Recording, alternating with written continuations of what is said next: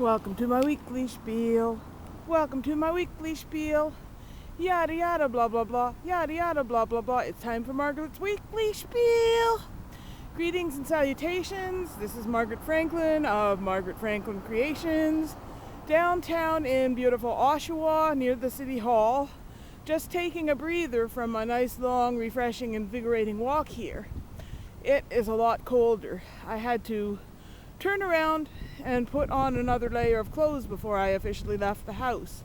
I have on both my pairs of torrid leggings and my mushroom sweatshirt between my hoodie and my Boy George t-shirt.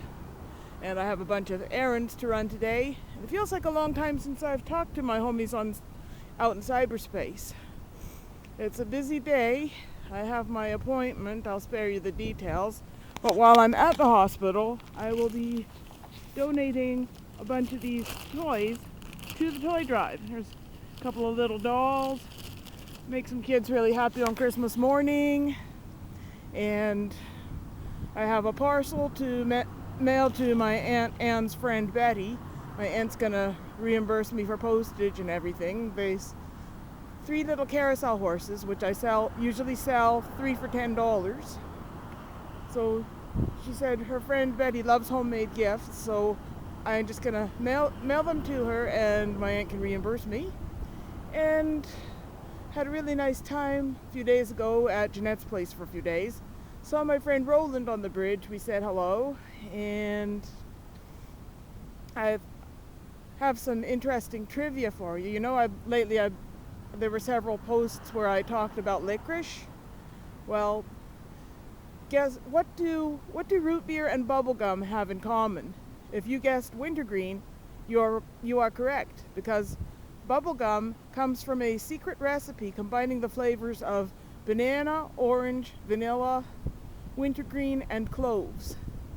And back when Jeanette and I used to go to the senior center before this pandemic hit, I noticed the washroom always had this interesting smell. Was it root beer or bubblegum?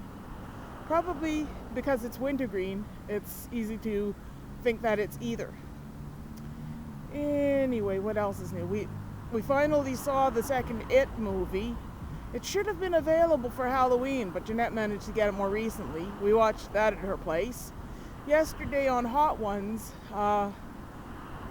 David, I can't remember his last name, but the guy who plays Pennywise is a comedian from Saturday Night Live, and he was a guest on Hot Ones, although it must be an old episode because he never said anything about playing Pennywise in It. I've started reading the book and it's quite interesting. And I have a lot of projects on the go. I can finally finish my Canada quilt because I finally have enough fabric to go on the back, even if it doesn't match. I figured I might as well just go with my 2 biggest pieces of fabric and stitch them side by side, because I'm never going to find just one piece of fabric that will completely cover the back of that quilt. 3/4 and that's about it. So I'm glad that I had 2 big enough pieces. So probably Tuesday I will start the pain in the ass job of pinning my backing and batting. And I've got 2.5 squares left to go on my Day of the Dead quilt. The next one will be the penultimate one already, and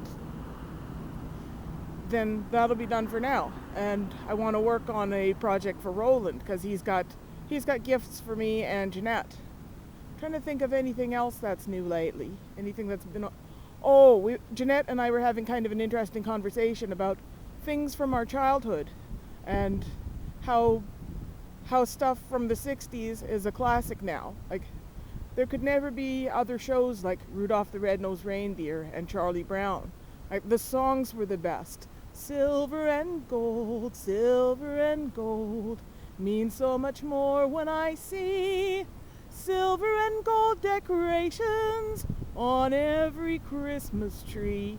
And of course, there's always tomorrow for dreams to come true. I don't know the rest of the words. But we were thinking, can anything that's been created within the last decade have that same resilience, that same staying power to become a classic 40 years from now? I don't know. We will know then. Anyway, that's all for now. Talk to you later. Bye-bye. Be back soon. Thanks for watching Weekly Spiel.